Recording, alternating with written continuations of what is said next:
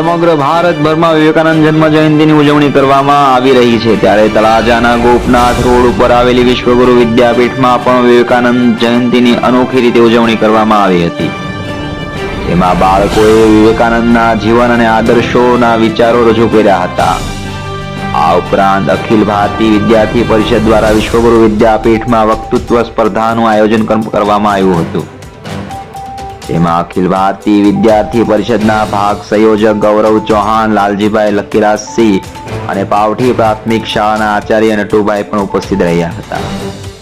નટુભાઈએ તેમના વક્તવ્યમાં વિવેકાનંદના વિચારો પર વધારે ભાર મૂક્યો હતો. દરેક વિદ્યાર્થી રામકૃષ્ણ પરમહંસ અને સ્વામી વિવેકાનંદના જીવન ચરિત્ર અવશ્ય વાંચવાની ટકોર પણ કરી હતી.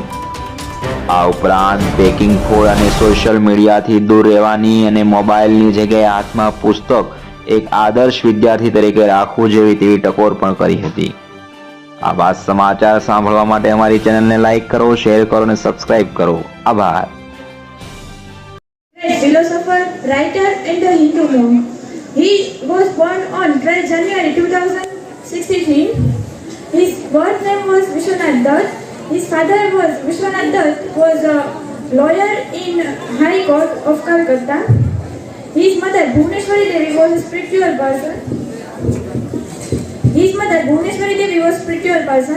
His parents played a major role to shape his thinking and personality.